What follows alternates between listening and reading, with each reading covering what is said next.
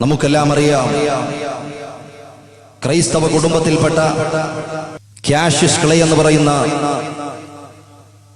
Boxing താരങ്ങളിലെ ഇതിഹാസ താരമായി ലോകത്ത് ഇന്നും ജ്വലിച്ചു നിൽക്കുന്ന ഒരു വ്യക്തി. അദ്ദേഹം പിന്നീട് പരിശുദ്ധമായ ഇസ്ലാമിലേക്ക് കടന്നു വരികയുണ്ടായി.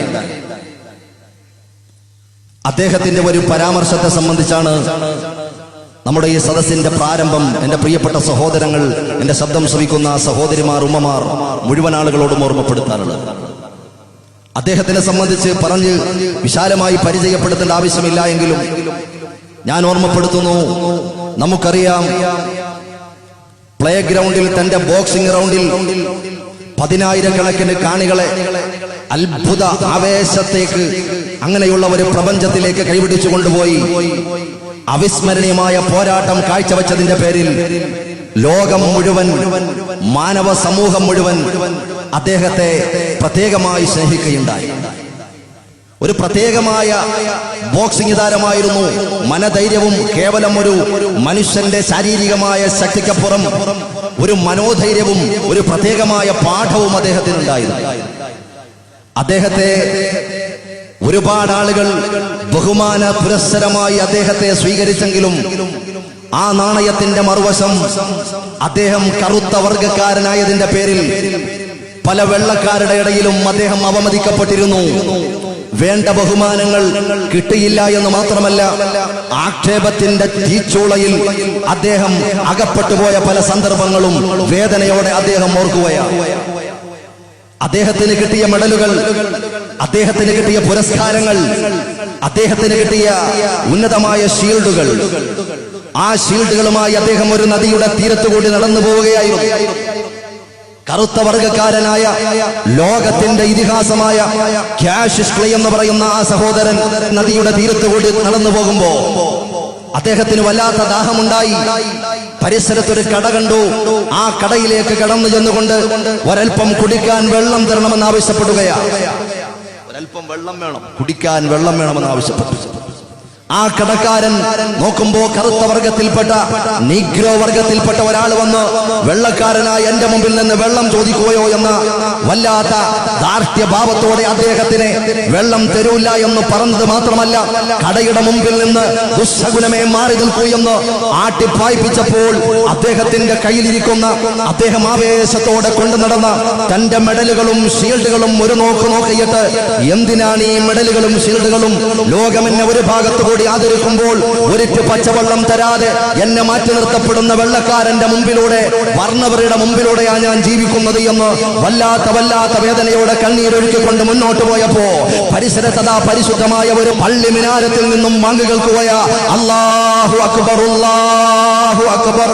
ആ പരിശുദ്ധമായ പള്ളി മിനാരത്തിൽ നിന്നും വാങ്ങി കേട്ടപ്പോൾ ആ പരിസരത്തുള്ള സത്യവിശ്വാസികളായ സഹോദരങ്ങൾ, അടിമ ഉടമ വ്യത്യാസമില്ലാതെ, പാവപ്പെട്ടവൻ പണക്കാരൻ വ്യത്യാസമില്ലാതെ, കറുത്തവൻ വെളുത്തവൻ വ്യത്യാസമില്ലാതെ, അടിമ ഉടമ വ്യത്യാസമില്ലാതെ, ഒരു വർണ്ണവർഗ വൈജാത്യങ്ങൾക്ക് അതീതമായി എല്ലാവരും തോളോട് തോൾ ചേർന്നുകൊണ്ട് പള്ളിയിലേക്ക് കടന്നു വരുന്ന രംഗം അദ്ദേഹത്തിന്റെ മനസ്സിനെ കുളിർക്കുകയാണ്. അദ്ദേഹത്തിന്റെ കണ്ണിന് ആനന്ദം പകരുകയാണ്. അദ്ദേഹം അത്ഭുതത്തോടെ നോക്കുകയാണ്. ഒരിറ്റ് വെള്ളം ചോദിച്ചതിന്റെ പേരിൽ ആറ്റുവിട്ട സംസ്കാരത്തിന്റെ മുമ്പിൽ നിന്നും കടന്നു വന്ന അദ്ദേഹം ആ പള്ളിയുടെ ഉള്ളിലേക്ക് കടന്നുപോയ സഹോദരങ്ങളുടെ ആ വിശാലമായ സഹോദര്യ കാഴ്ചപ്പാട് കാണുകയാ. അവരെല്ലാവരും തോളോട് തോള് ചേർന്ന് നിന്നുകൊണ്ട് നിസ്കരിക്കുകയാ. അവർ അല്ലാഹു അക്ബർ എന്ന് കൈകെട്ടുമ്പോ, ഉടമയായ തമ്പുരാന്റെ മുമ്പിൽ ഒന്നുപോലെ നിൽക്കുമ്പോ, അവിടെ ഒരു വ്യത്യാസമില്ലാതെ പടച്ചവന്റെ മുമ്പിൽ സാഷ്ടാംഗം ചെയ്യുമ്പോ ഓരോ കർമ്മങ്ങളും കണ്ടു നിന്ന് അദ്ദേഹത്തിന്റെ കണ്ണു നിറഞ്ഞുപോയി എന്ന് മാത്രമല്ല, അദ്ദേഹത്തിന് ലോകം കൊടുത്ത അംഗീകാരവും ഷീൽഡുമാ ട്രോഫികളും എല്ലാം ആ നദിയിലേക്ക് വലിച്ചെറിയുകയാ. വലിച്ചെറിഞ്ഞുകൊണ്ട് അദ്ദേഹം കടന്നു ചെന്നുകൊണ്ട് പറയുന്നു, അശ്ഹദു അല്ലാ ഇലാഹ ഇല്ലല്ലാഹ് വഅശ്ഹദു അന്ന മുഹമ്മദർ റസൂലുള്ളാഹ്. എന്റെ പ്രിയപ്പെട്ട സഹോദരങ്ങളെ, അങ്ങനെ മുഹമ്മദ് അലി ക്ലേ എന്ന നാമം സ്വീകരിച്ചുകൊണ്ട് കാഷ്യസ് ക്ലേ എന്ന് മാറിയെങ്കിൽ എന്റെ പ്രിയപ്പെട്ട സഹോദരങ്ങളോട് പറയുകയാ, 35-ാമത്തെ വയസ്സിൽ ഒരുപാട് ബുദ്ധിജീവികളായ മനുഷ്യന്മാർ കൂടിയ സമ്മേളനത്തിന്റെ നടുവിൽ വെച്ച് 35 വയസ്സുകാരനായ മുഹമ്മദ് അലി ക്ലേയോട് അതിൽ നിന്നൊരാൾ, ഒരു ചോദ്യകർത്താവ് ഒരു ചോദ്യം ചോദിക്കുകയാ. എന്താണ് ആ ചോദ്യം? എന്താണ് ആ ചോദ്യം? എന്റെ പ്രിയപ്പെട്ട സഹോദരങ്ങളെ, നിങ്ങൾ ഈ ബോക്സിൽ നിന്നും നിങ്ങൾ വിരാമം കുറിച്ചാൽ, നിങ്ങൾ ഈ ബോക്സിംഗിൽ നിന്നും നിങ്ങൾ വിരാമം കുറിച്ചാൽ, നിങ്ങൾ റിട്ടയർഡ് ആയി കഴിഞ്ഞാൽ നിങ്ങൾ അടുത്ത പരിപാടി എന്താണെന്നാ ചോദിക്കുന്നത്. എന്റെ പ്രിയപ്പെട്ട സഹോദരങ്ങൾ, കലയെയും കായികത്തെയും സ്നേഹിക്കുന്ന സഹോദരങ്ങൾ, അതിരുവിട്ട സ്നേഹങ്ങളോടെ മുൻപോട്ട് പോകുന്ന സഹോദരങ്ങൾ, ഞാൻ നിങ്ങളുടെ മുന്നിൽ വെക്കുന്നത് ലോകത്തിന്റെ കായിക പ്രേമികളുടെ ഹൃദയത്തിൽ ഇടം പിടിച്ച ഏറ്റവും വലിയ ബോക്സിംഗ് താരത്തിന്റെ മറുപടിയായിരുന്നു. എന്റെ ശിഷ്ടകാലം എന്തു ചെയ്യുമെന്ന് മുഹമ്മദ് അലി ക്ലയോട് ചോദിച്ചപ്പോ മുഹമ്മദ് അലി ക്ലേ പറഞ്ഞ മറുപടി എന്താ? അദ്ദേഹം പറയുന്നു, എനിക്കൊരൊറ്റ വാക്കിൽ ഉത്തരം പറയാൻ സാധിക്കുകയില്ല, എനിക്ക് നിങ്ങൾ തുച്ഛമായ വാക്കുകൾ പറയാനുള്ള സാവകാശം നൽകണമെന്ന് പറഞ്ഞപ്പോ സന്തോഷത്തോടെ നിങ്ങൾ പറഞ്ഞുകൊള്ളുക എന്ന് സദസ്യർ പറയുമ്പോ അദ്ദേഹം മനസ്സ് തുറക്കുകയാ. ഒരു മനുഷ്യന്റെ ജീവിതത്തിൽ പകുതി ഭാഗവും അവൻ ഉറങ്ങി തീർക്കുകയാ, മറ്റു ഭാഗങ്ങൾ അവൻ അവന്റെ അന്നം അന്വേഷിച്ചു കൊണ്ടുപോവുകയാ, മറ്റു ഭാഗങ്ങൾ അവൻ പഠനത്തിന് വേണ്ടി വിനിയോഗിക്കുകയാ, മറ്റു ഭാഗങ്ങൾ തൊഴിൽ സംബന്ധമായി ചെയ്യുകയാ. അങ്ങനെ മാനവിക മനുഷ്യരാകുന്ന സമൂഹം ചെയ്യുന്ന, കളഞ്ഞു പോകുന്ന, ഓർമ്മിക്കാതെ കടന്നു പോകുന്ന സമയങ്ങളെ സംബന്ധിച്ച് അത്രയും ജനങ്ങളുടെ ബുദ്ധിജീവികളുടെ മുമ്പിൽ വെച്ച് മുഹമ്മദ് അലി ക്ലേ ഓർമ്മപ്പെടുത്തുകയാ. അങ്ങനെ പറന്ന് അവസാനമായി സിട്ടാവാകുന്ന ഉടമസ്ഥനായ തമ്പുരാൻ ജല്ല ജലാലായ അദീമായ റബ്ബുൽ ഇസ്സത്തിനെ കുറിച്ച് പറയുകയാ. ഞാനൊരു ഉടമസ്ഥനെ വിശ്വസിച്ചിരിക്കുന്നു, ഞാനൊരു തമ്പുരാനെ വിശ്വസിച്ചിരിക്കുന്നു, അവന്റെ ശിക്ഷകളെ ഭയപ്പെടുന്നു, അവൻ തരുന്ന അനുഗ്രഹങ്ങളെ സന്തോഷത്തോടെ സ്വീകരിക്കാനും ഞാൻ സജ്ജമായി കൊണ്ടിരിക്കുകയാ. എന്നിട്ട് അദ്ദേഹം ഒരു ഉദാഹരണം പറയുന്നു. എന്റെ പ്രിയപ്പെട്ട സഹോദരങ്ങളെ, എന്റെ ശബ്ദം ശ്രവിക്കുന്ന മുഅ്മിനീങ്ങളെ ആലോചിക്കണം. അദ്ദേഹം പറഞ്ഞ ഉദാഹരണം എന്താ?